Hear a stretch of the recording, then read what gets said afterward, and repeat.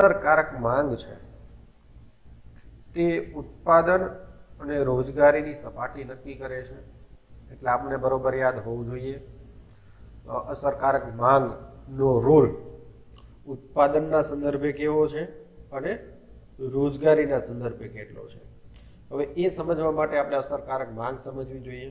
બરોબર. અસરકારક માંગને આપણે વ્યાખ્યાયિત સમજીએ તો એવી માંગ જે બજારમાં કુલ પુરવઠો એટલો ઉપસ્થિત હોય, એટલે કે સમગ્ર સમાજની માંગને આપણે અસરકારક માંગ કહીએ છીએ. હવે એ અસરકારક માંગ છે, બરોબર, તે બજારમાં કેટલી વસ્તુનું ઉત્પાદન થશે અને તેના પરિણામે કેટલી રોજગારીનું સર્જન થશે, એ બંનેની સપાટી છે તે અસરકારક માંગ દ્વારા આપણે જોઈ શકીએ છીએ અને સમજી શકીએ છીએ. હવે આગળ વાત કરીએ કે અસરકારક માંગ છે તે વપરાશ વૃત્તિ અને મૂડી રોકાણ પર આધારિત છે. સમજો. એટલે કે આપણે સમજીએ છીએ કે કેઇન્સનું જે સૂત્ર છે સી બરાબર સોરી મિત્રો વાય બરાબર સી પ્લસ એસ, બરાબર, અને એસ બરાબર આઈ. અહીંયા એસ બરાબર આઈમાં કોઈ વિઘ્ન અથવા કોઈ મુશ્કેલી ઊભી ન થાય તો અર્થતંત્ર છે સુચારું ચાલે, એમ કેઇન્સના વિચારો છે.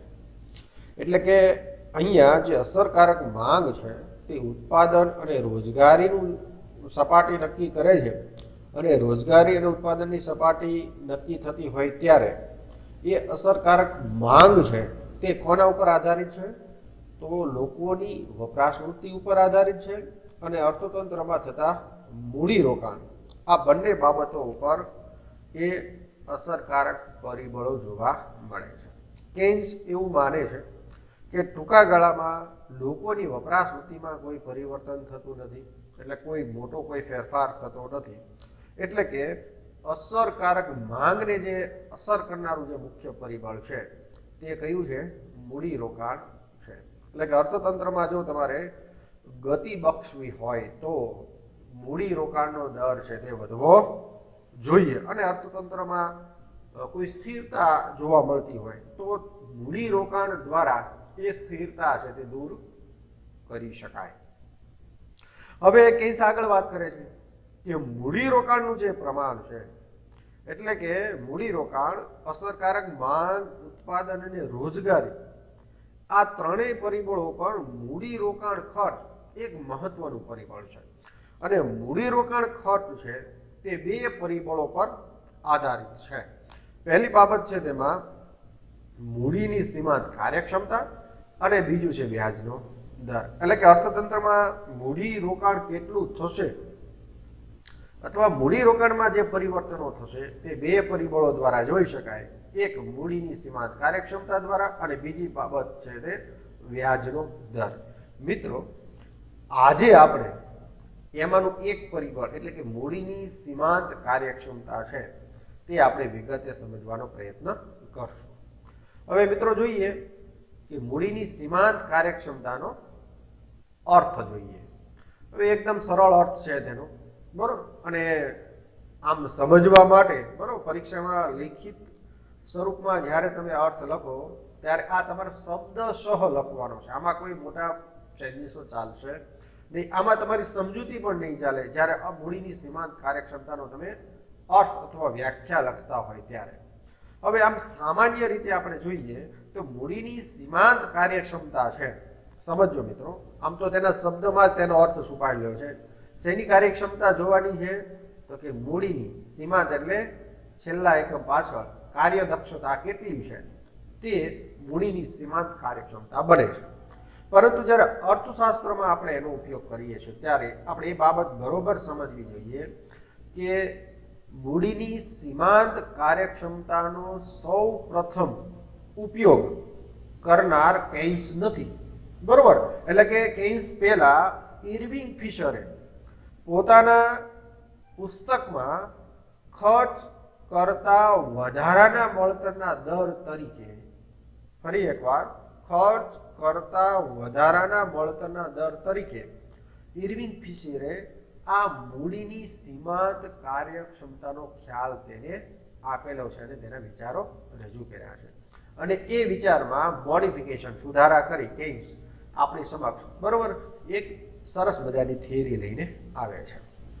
હવે જોઈએ મિત્રો કે મૂડીની સીમાંત કાર્યક્ષમતા છે શું?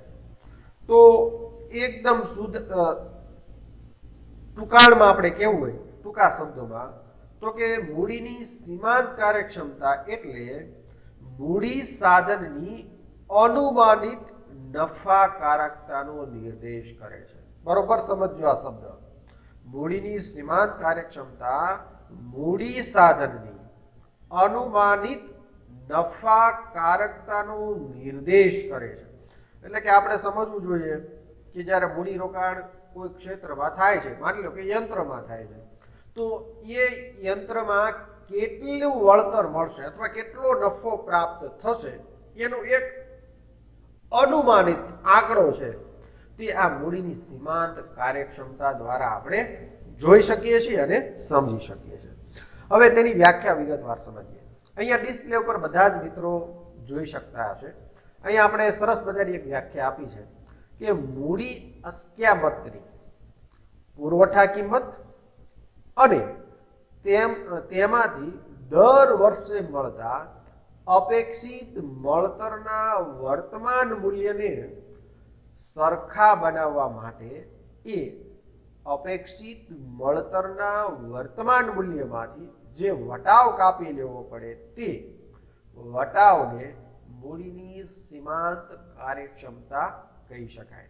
હવે અગાઉ આપણે વાત કરી કે મૂડી સાધનની અનુમાનિત નફાકારકતા છે તે મૂડીની સીમાંત કાર્યક્ષમતા આપણે સમજાવે છે. આ વ્યાખ્યા બરોબર સમજવાની જરૂર છે. અહીંયા મૂડી અસ્ક્યામત, બરોબર, મૂડી અસ્ક્યામત શું છે તો કે કોઈ સાધનનું વાત કરવામાં આવે છે. ઉદાહરણ તરીકે આપણે કહીએ કે આપણે એક બરોબર યંત્ર લીધું છે, બરોબર, આ યંત્ર છે તે પેકિંગ યુનિટ છે, એટલે કે આપણે મધ ભેગું કરી એનું એક પેકિંગ કરતું આપણે એક યંત્ર લીધું છે. હવે એની પુરવઠા કિંમત એટલે શું કે તેની જે ખરીદી કરીએ છીએ તેની પાછળ જે ખર્ચ કોસ્ટ, બરાબર, માની લો કે આ યંત્ર છે તે આપણે 10 લાખ રૂપિયાનું આવ્યું છે, બરોબર. તો આ 10 લાખ રૂપિયા છે તે શું છે? એ સાધનની પુરવઠા કિંમત છે. હવે આ સાધન છે તેની કોઈ ચોક્કસ આયુષ્ય મર્યાદા છે. આપણે સમજી લઈએ કે આ સાધન છે તેની આયુષ્ય મર્યાદા માત્ર 2 વર્ષ છે. કેટલા વર્ષ છે? 2 વર્ષ. હવે અહીંયા મૂડી અસ્ક્યામતની જે પુરવઠા કિંમત છે એટલે કે જે તેનો કિંમત છે એ કિંમત આપણે 2 વર્ષમાં એ કિંમત પણ પાછી મેળવશું પ્લસ વધારાનું આવક પણ મેળવશું, તો અને તો જ મૂડી રોકાણકાર છે તે મૂડી રોકશે.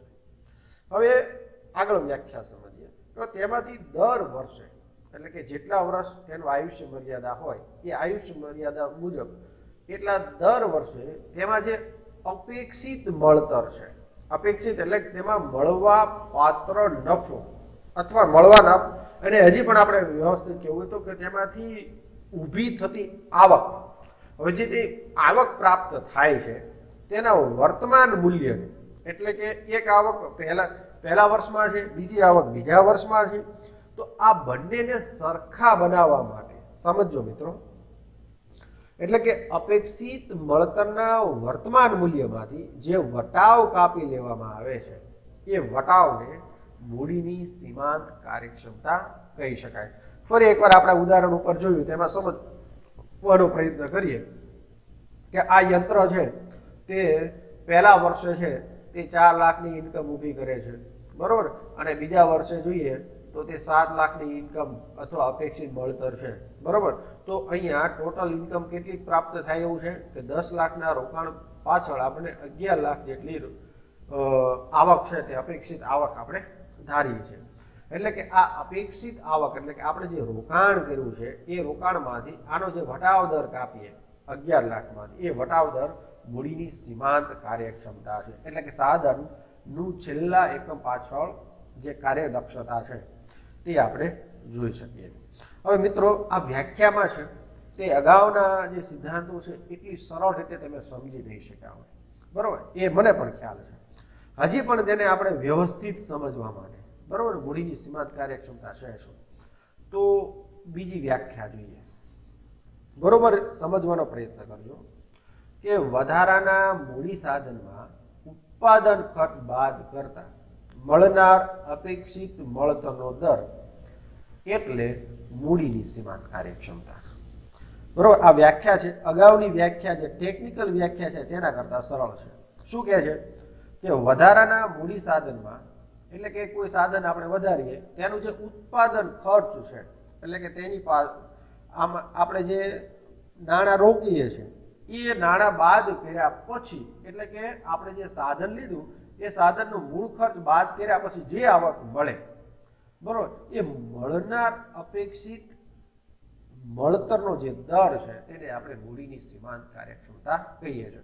તો આ વ્યાખ્યા પ્રમાણે ઉપરોક્ત ઉદાહરણ જોઈએ તો કે અહીંયા જે 10 લાખ રૂપિયા છે એ 10 લાખ રૂપિયા 2 વર્ષમાં મળી જાય પછી, બરોબર, એટલે કે 1 વર્ષ અને 2 વર્ષ, એ 2 વર્ષમાં મૂળગા રૂપિયા તો મળી જાય પ્લસ જે વધારાની જે આવક છે, બરોબર, એ વધારાની આવકને અપેક્ષિત મળતરનો દર કહેવાય, જેને મૂડીની સીમાંત કાર્યક્ષમતા કહી શકાય. બરોબર, બધા યંત્રોની બરોબર મૂડીની સીમાંત કાર્યક્ષમતા જુદી જુદી હોય છે. એક સરખા યંત્રોની જુદા જુદા યુનિટોમાં પણ તેની મૂડીની સીમાંત કાર્યક્ષમતા જુદી જુદી હોય છે. હવે આ મૂડીની સીમાંત કાર્યક્ષમતા જુદી હોવા માટે ઘણા બીજા કારણો અસરકારક છે, તેના આપણે ચર્ચા નથી કરતા. અત્યારે આપણે મૂડીની સીમાંત કાર્યક્ષમતા શું છે તે વિગતવાર સમજવાનો પ્રયત્ન કરીએ. ત્રીજી અને છેલ્લી અને ખૂબ જ મહત્વની વ્યાખ્યા કે મૂડીની જે સીમાંત કાર્યક્ષમતા છે એ ઉત્પાદન ખર્ચનો દર કર્યા પછીનું મૂડી સાધનમાંથી મળનાર અનુમાનિત વળતર છે. અનુમાનિત એટલે કે ચોક્કસ કહી ન શકાય કે આ યંત્રમાં આટલો નફો મળશે, બરોબર, એ સ્થળ અને સમય પ્રમાણે જુદું જુદું હોય, પણ તેના મૂડી સાધન કરતા જે વધારાનું આવક ઊભી થશે એ ચોક્કસ છે અને એ જે આવક પ્રાપ્ત થાય તેને આપણે મૂડીની સીમાંત કાર્યક્ષમતા કહીએ. એટલે કે અહીંયા ઉપરોક્ત ઉદાહરણને આપણે ફરી રિપીટ કરીએ કે 10 લાખના યંત્રમાં 2 વર્ષમાં બરોબર 10 લાખ તો મળી જાય, બરોબર. આ ઉપરાંત જો વધારાના 2 લાખ પ્રાપ્ત થતા હોય તો આ 2 લાખ રૂપિયા છે એ શું છે, મૂડીની સીમાંત કાર્યક્ષમતા ગણવામાં આવે છે. એટલે આ વ્યાખ્યા પ્રમાણે અહીંયા આ ઉદાહરણમાં આપણે આ રીતે સમજી શકીએ. હવે મૂડીની સીમાંત જે કાર્યક્ષમતા છે તેનું અર્થઘટન કરવા માટે 2 મુદ્દાઓ આમાં સમાયેલા છે. પહેલી બાબત કે વધારાની મૂડી સાધનનો અર્થ સીમાંત મૂડી સાધનના વિચાર કરવામાં આવે છે. ફરી એકવાર અહીંયા ઉપરોક્ત આપણે જ્યારે વધારાના મૂડી સાધન એવો અર્થ કરીએ છીએ એનો અર્થ એવો છે કે સીમાંત મૂડી સાધનનો વિચાર આમાં આપોઆપ સમાયેલો છે. બીજી મહત્વની બાબત છે કે આ વધારાના મૂડી સાધનમાં જે અપેક્ષિત મળતર મળવાનું હોય તેમાંથી તે મૂડી સાધનનું ઉત્પાદન ખર્ચ બાદ કરવું જોઈએ. જે ઉપરાંત આપણે વાત કરી, ફરી એકવાર સમજીએ શું કહે છે કે આપણા મૂડી સાધનમાંથી જે આપણે અપેક્ષિત મળતર એટલે કે તેમાંથી જે નફો થવાનો આપણે વિચાર્યું હોય તેમાંથી મૂડી સાધનનું ઉત્પાદન ખર્ચ બાદ કરવું જોઈએ. મૂડી સાધનનું ઉત્પાદન ખર્ચ એટલે કે જે આપણે યંત્ર વસાવીએ છીએ એની કિંમત, બરોબર, એ કિંમત છે તેમાંથી બાદ કરી લેવી જોઈએ અને ત્યાર પછી જે આપણે અપેક્ષિત નફો મળે એ મૂડી સાધનની સીમાંત કાર્યક્ષમતા છે.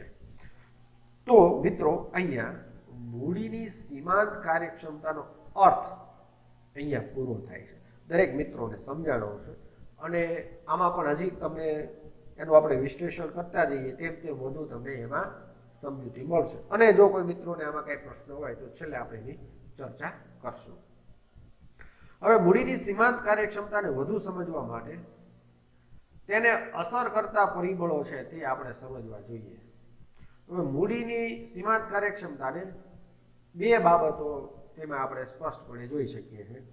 એક તો મૂડી સાધનમાંથી ભવિષ્યમાં મળનાર અપેક્ષિત મળતર. સમજો મિત્રો, હવે કોઈ સાધન આપણે રોકીએ છીએ, બરોબર, કોઈ યંત્ર પાછળ આપણે નાણાં રોકાણ કરીએ છીએ તો એ યંત્રની જે ખરીદ કિંમત એ એની પુરવઠા કિંમત છે એટલે કે તેની પાછળ આપણે ખર્ચ કરીએ. હવે એક ખર્ચ કોઈ નિયોજક અથવા કોઈ વ્યક્તિ કરે છે એનો અર્થ શું છે કે તેની પાછળ બરોબર તેનો ઉદ્દેશ્ય નફો મેળવવાનો છે. હવે એ યંત્રમાં નફો કઈ રીતે મળશે બરોબર એ નફો જે પ્રાપ્ત થાય છે એટલે કે ભવિષ્યમાં જે મળનાર છે તેનું અપેક્ષિત મળતર એટલે કે પુરવઠા કિંમત બાદ કર્યા પછી કેટલું વધારાનો નફો પ્રાપ્ત થશે જેને આપણે અપેક્ષિત મળતર અથવા અપેક્ષિત આવકના સંદર્ભમાં આપણે જોઈએ છીએ. હવે આ અપેક્ષિત આવક શું છે તેની એક સરસ ડેફિનેશન છે બરોબર જેનો અર્થ અહીંયા વિશ્લેષણ કરવામાં આવ્યું છે. બરોબર ધ્યાનથી સાંભળજો. નવા મૂડી સાધનના જીવનકાળ દરમિયાન તેના ઉત્પાદન ખર્ચ બાદ કરતા જે ચોખ્ખી આવક મળવાની ધારણા હોય તેને ભવિષ્યમાં મળનાર અપેક્ષિત મળતર કહેવાય. એટલે કે હવે તમારી વિચાર શક્તિ છે તે એમાં બરોબર સમજાણવું છે કે ભવિષ્યમાં અપેક્ષિત મળતર શું છે તો કે અપેક્ષિત મળતર આપણે જે મૂડી રોકાણ કર્યું છે જે સાધન વસાવ્યું છે એ સાધનની જીવનકાળ એટલે તેનું કંઈક અપેક્ષિત આયુષ્ય છે. માની લો કે એક આપણો મોબાઈલ છે તો 5 વર્ષ ચાલે 10 વર્ષ એનું એક ચોક્કસ આયુષ્ય છે બરોબર. એ તો એ 10 વર્ષના સમયગાળા દરમિયાન અથવા 5 વર્ષનો કોઈ યંત્ર બરોબર ઔદ્યોગિક ક્ષેત્રમાં જાય તો ઘણા યંત્રો એક વર્ષમાં પૂરા થઈ જતા હોય છે અથવા તેને વધુ ચલાવવા માટે ઘસારા ખર્ચ કરવું પડે છે. તો આવા જે સાધન છે તે સાધનનો ઉત્પાદન ખર્ચ એટલે કે તેની પુરવઠા કિંમત બાદ કર્યા પછી જે આપણે ચોખ્ખી આવક મળે છે એની જે ધારણા કરીએ છીએ તેને આપણે મૂડી સાધનમાંથી ભવિષ્યમાંથી મળનાર અપેક્ષિત મળતર કહીએ છીએ બરોબર. અને અપેક્ષિત મળતરને આપણે બીજી ભાષામાં કહીએ તો ભવિષ્યમાં મળનાર આવક બરોબર. એટલે એ ચોક્કસ ન હોય એટલે આપણે એને અપેક્ષિત શબ્દ એવો ઉલ્લેખ કરીએ છીએ. હજી પણ આને આપણે વિગતે એનું વિશ્લેષણ કરીએ. અહીંયા એક સરસ ઉદાહરણ આપ્યું છે. એક નવું મૂડી સાધન વસાવવામાં આવ્યું અને તેનો જીવનકાળ છે એ નક્કી કર્યા પછી બરોબર એ જીવનકાળ દરમિયાન તેની પુરવઠા એટલે કે તેનો પાછળ કરેલો ખર્ચ પ્રાપ્ત થઈ જાય પ્લસ જે વધારાની આવક મળે તેને આપણે અપેક્ષિત મળતર અથવા ભવિષ્યમાં મળનાર આવક એવું આપણે ઓળખીએ. ધારો કે અહીંયા સમજવા માટે કે મૂડી સાધનની એક આયુષ્ય મર્યાદા 10 વર્ષની છે. એટલે કે ઉદાહરણ છે કે એક આપણે સાધન લઈએ છીએ તેની આયુષ્ય મર્યાદા કેટલી છે તો કે 10 વર્ષની છે.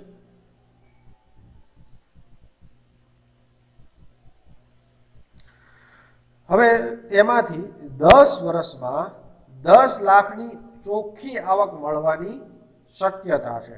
એટલે કે જે સાધન બનાવ્યું એ સાધનમાં 10 વર્ષ કાર્યરત રહેશે પછી તેને ચોખ્ખી આવક બરોબર કેટલી મળવાની અપેક્ષા છે તેની તો કે 10 લાખ રૂપિયા જેટલી તેની આવક મળવાની તેની ભવિષ્યમાંથી મળનાર અપેક્ષિત મળતર છે તે એની ગણતરી છે. તો હવે આ ઉદાહરણમાં અનુમાનિત અથવા અપેક્ષિત જે મળતર છે તે કેટલું થયું તો કે 10 લાખ રૂપિયા. હવે આ સાધનની કુલ કેટલી આવક ઉત્પન્ન થશે તો કે કુલ આવક 20 લાખ રૂપિયા મળશે બરોબર. કેટલા વર્ષમાં તો કે 10 વર્ષના સમયગાળા દરમિયાન માઇનસ તે સાધનની આ 10 વર્ષમાં 10 લાખ જેટલો ખર્ચ થશે એટલે કે સાધનની પુરવઠા કિંમત છે એ બાદ કર્યા પછી જે ચોખ્ખી આવક છે તે 10 લાખ રૂપિયાની મળવા પાત્ર છે.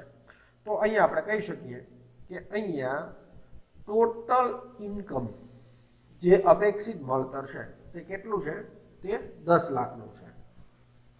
હવે અહીંયા આનું સ્પષ્ટીકરણ કરતા લખે છે કે મૂડી સાધનની આયુષ્ય મર્યાદા 10 વર્ષની છે. તેમાંથી 10 વર્ષમાં 12 લાખ કિંમતનું ઉત્પાદન થાય છે પરંતુ મૂડી સાધન પાછળ 10 લાખ રૂપિયા છે તે ખર્ચાઈ જાય છે અથવા તેનું નિભાવ ખર્ચ છે. તો અહીંયા વધારેલા જે 2 લાખ રૂપિયા છે તે મૂડી સાધનનું ચોખ્ખું મળતર બને છે. ફરી એકવાર બરાબર આનાથી પણ એક જુદું ઉદાહરણ લેવું હોય માની લો કે 10 વર્ષમાં એ સાધન 12 લાખ રૂપિયાની ઇન્કમ ઊભી થતી હોય તો શું થશે તો કે 12 લાખ માઇનસ એ સાધન પાછળ ખર્ચ કેટલું છે નિભાવ ખર્ચ 10 લાખ બરાબર.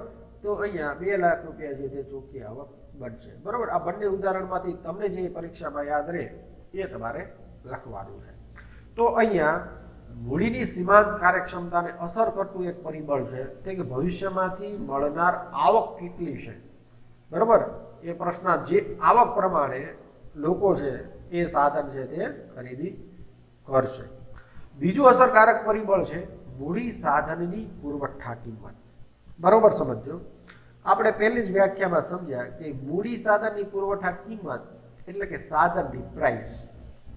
બરોબર, હવે આમાં એનું આપણું સ્પષ્ટીકરણ જોઈએ કે મૂડી સીમાંત કાર્યક્ષમતા પર મૂડી સાધનની પુરવઠા કિંમત છે તે ખૂબ જ મહત્વની અસર ઊભી કરે છે. એટલું જ નહીં, હવે મૂડી સાધનની પુરવઠા કિંમત છે શું? તો કે નવા મૂડી સાધનનું ઉત્પાદન ખર્ચ. એટલે કે અર્થ તો આપણે જે ઉદ્યોગમાં જે નવું સાધન લાવીએ છીએ અથવા વસાવીએ છીએ એ સાધનનું જે ઉત્પાદન કોસ્ટ છે તેને આપણે શું કહીએ છીએ? મૂડી સાધનની પુરવઠા કિંમત કહીએ છીએ. હવે અહીંયા પુરવઠા કિંમતમાં મૂડી સાધનનું જીવનકાળ છે તે ખાસ ધ્યાનમાં રાખવાનો થતો હોય છે. આપણે ઉપરોક્ત ઉદાહરણ લીધું કે 10 લાખ 10 વર્ષનું આયુષ્ય છે, યંત્રોની 10 વર્ષ 10 લાખ જેટલી પુરવઠા કિંમત છે. હવે મૂડી સાધનની પુરવઠા કિંમત છે તે દર વર્ષે બરોબર તેમાંથી જે રિટર્ન આવક ઊભી થાય છે તેમાંથી મેળવવાની હોય છે. સાથોસાથ વાર્ષિક અનુમાનિત મળતર ને પણ આપણે એમાં ગણતરી કરતા હોય છે. એટલે કે તેને જો આપણે વ્યવસ્થિત સમજવું હોય તો ફરી એક એના ઉદાહરણ દ્વારા આપણે સમજવાનો પ્રયત્ન કરીએ. હવે મૂડી સાધનની જે પુરવઠા કિંમત છે બરોબર, આ થોડુંક સમજવા જેવો ટોપિક છે અથવા આ સિદ્ધાંતમાં સમજવા માટે આ બાબત છે. તો તમે પુસ્તક વાંચશો બરોબર ત્યારે તમને કોઈ નવા પ્રશ્નો ન થાય એના માટે એનું સ્પષ્ટીકરણ કરીએ. બરોબર, એક યંત્રની આયુષ્ય મર્યાદા કેટલી છે? તો કે એને ધારેલી 10 વર્ષની છે. મૂડી સાધનની પુરવઠા કિંમત બરોબર અહીંયા 10,000 લે છે. બરોબર, અહીંયા ઉદાહરણ આપ્યું છે એનું આપણે સમજીએ. આપણે અહીંયા 10 લાખનું પણ લઈ શકીએ પણ અહીંયા 10,000નું આપ્યું છે. હવે તેમાંથી વાર્ષિક અનુમાનિત મળતર એટલે કે દર વર્ષે અનુમાનિત છે તે કેટલું મળતર પ્રાપ્ત થઈ શકે તેવું છે? તો કે 1500 રૂપિયા છે તે અનુમાનિત મળતર છે. તો મૂડી સાધનની વાર્ષિક પુરવઠા કિંમત કેટલી હોઈ શકે? તો કે 10,000 ભાગ્યા 10 બરોબર 1000 રૂપિયા હોય એટલે દર વર્ષે 1000 રૂપિયા ભેગા થાય તો તેની પુરવઠા કિંમત છે કેટલી? 10,000 છે. એટલે કે 10 વર્ષે, કારણ કે એનું આયુષ્ય કેટલું છે? 10 વર્ષનું. એટલે કે ગુણાકારમાં 10 આપણે 10,000 છે તે મળી જશે. હવે અહીંયા જો તેનામાંથી અનુમાનિત વળતર કેટલું છે? તો કે 1500 રૂપિયા દર વર્ષે. તો અહીંયા 1000 રૂપિયા જ મળતર એ પુરવઠા કિંમત છે પ્લસ 500 છે તે અપેક્ષિત મળતર છે એટલે કે નફો છે જેને આપણે ચોખ્ખા નફા તરીકે ઓળખીએ. અને આ ચોખ્ખા નફામાં વટાવ દર કાપીને કાઢીએ બરાબર, કારણ કે વ્યાજનો દર છે અત્યારના જે 10,000 રૂપિયા છે એ 10 વર્ષ પછીના 1000 રૂપિયામાં એના મૂલ્યમાં ચોક્કસ ફેરફાર છે બરાબર. એ ફેરફારને આપણે ધ્યાનમાં રાખીએ તો ચોખ્ખું વળતર છે તે મેળવી શકીએ. તો મિત્રો અહીંયા મૂડી સીમાંત કાર્યક્ષમતાને આ નક્કી કરતા આ 2 પરિબળો છે બરાબર, ભવિષ્યમાં મળનાર અપેક્ષિત મળતર અને મૂડી સાધનની પુરવઠા કિંમત. એ બંને બાબતો તમે સમજ્યા છો. હવે ત્યાર પછી મૂડીની સીમાંત કાર્યક્ષમતા અને મૂડી રોકાણ વચ્ચેનો જે સંબંધ છે તે આપણે વિગતે સમજવાનો પ્રયત્ન કરીએ. હવે મૂડીની સીમાંત કાર્યક્ષમતા અને મૂડી રોકાણ બરોબર સમજો. અહીં આપણે એવું સમજવાનું છે કે મૂડીની સીમાંત કાર્યક્ષમતા પર અસર કરતા અન્ય પરિબળો છે તે યથાવત રહે છે. માત્ર એક ને એક કારણ છે મૂડી રોકાણ, એ જ વધતા મૂડી સીમાંત કાર્યક્ષમતા છે તેની સાથે સંબંધ છે. હવે મૂડી રોકાણ વધતા મૂડીની સીમાંત કાર્યક્ષમતા ઘટે છે. આમ મૂડીની સીમાંત કાર્યક્ષમતાની એક કાલ્પનિક અનુસૂચિ છે જે આપણે ડિસ્પ્લે ઉપર જોઈ શકીએ છીએ. હવે તેમાં આપણે જોઈ શકીએ છીએ સોરી મિત્રો બરોબર, અહીંયા જે આંકડાઓ છે બરોબર એ ખોટું કોપી પેસ્ટ થઈ ગયું છે બરોબર. અહીંયા પણ આંકડાઓ છે એ પણ ખોટા છે, બરાબર. અહીંયા 100 છે, બરાબર. ત્યાર પછી 120 છે, ત્યાર પછી 140 છે, ત્યાર પછી 160 છે અને ત્યાર પછી 180. સામે 14 લાખ, 12 લાખ, સોરી મિત્રો, 12%, 10%, 8% અને 6%. હવે સમજીએ. અહીંયા મૂડીરોકાણ છે એ 100 લાખ રૂપિયા જેટલું થાય. તો મૂડીની સીમાંત કાર્યક્ષમતા છે એ કેટલી છે? 14% છે. એટલે કે મૂડીની સીમાંત કાર્યક્ષમતા શું છે? તો અગાઉ આપણે સિદ્ધાંત ભણી ગયા કે પુરવઠા કિંમત બાદ કર્યા પછી જે ચોખ્ખી આવક છે તે મૂડીની સીમાંત કાર્યક્ષમતા દર્શાવે છે. તો એનો અર્થ એમ થયો કે જો 14% છે તો કે 100 રૂપિયા એ 14 રૂપિયા વધારાનો નફો છે મૂડીની સીમાંત કાર્યક્ષમતાના સંદર્ભમાં. એવું આપણે એનું વિશ્લેષણ કરી શકીએ.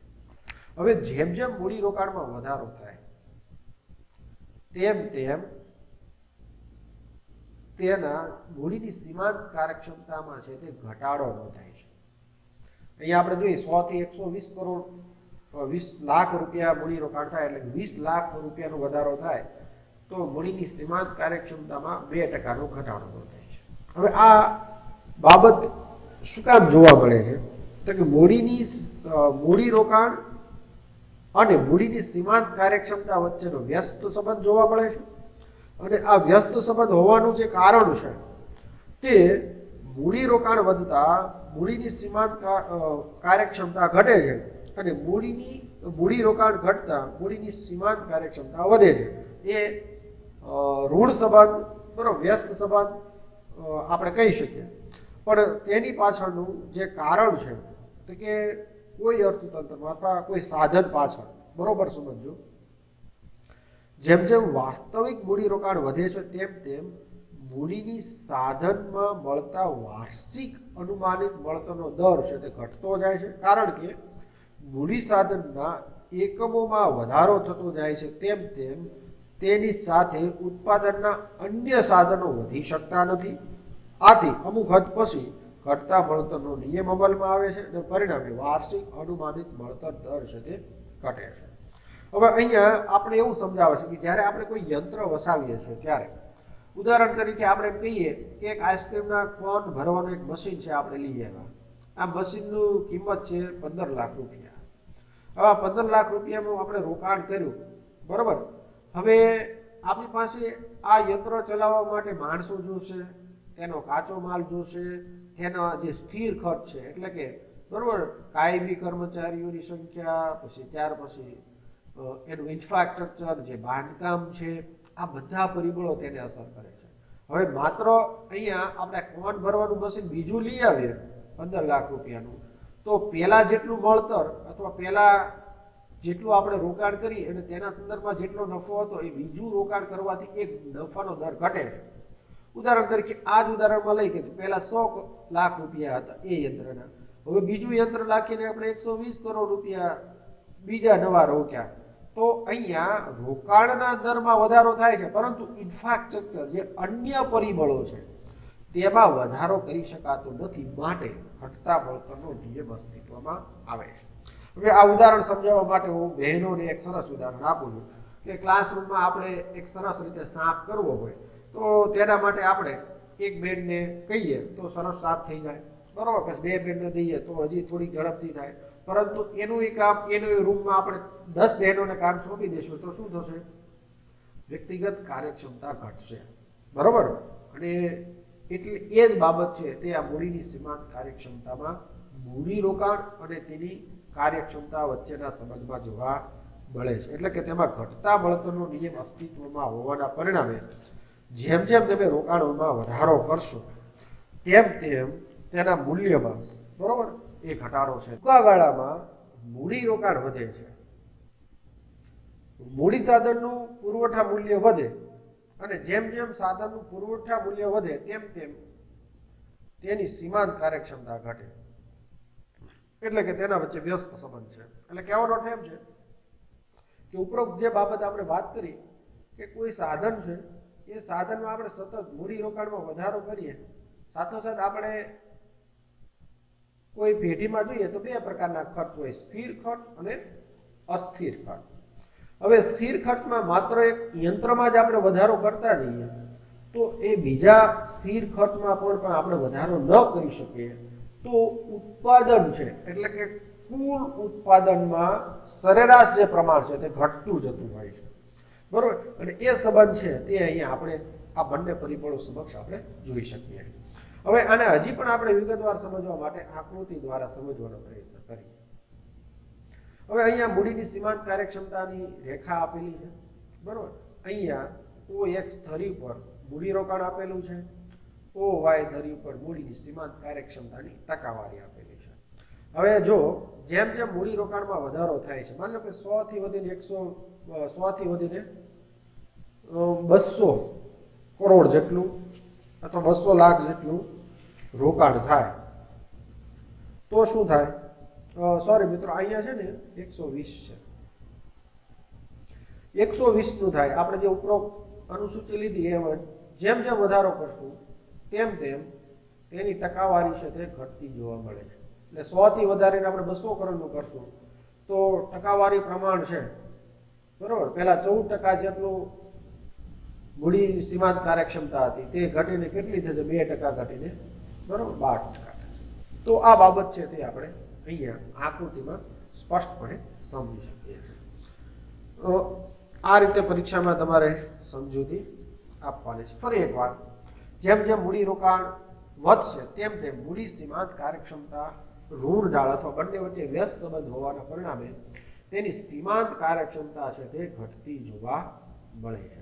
એટલે કે આપણે બરોબર લખશું કે મૂડીની સીમાંત કાર્યક્ષમતા અને મૂડી રોકાણ વચ્ચે ઋણ, નકારાત્મક અને વ્યસ્ત સંબંધ જોવા મળે છે. એટલે કે મૂડીની સીમાંત કાર્યક્ષમતા, બરોબર, જમણી બાજુથી, બરોબર, સોરી મિત્રો, ડાબી બાજુથી જમણી બાજુ નીચે તરફ ઢળતી જોવા મળે છે. એટલે કે તેનો ઋણ ઢાળ જોવા મળે છે.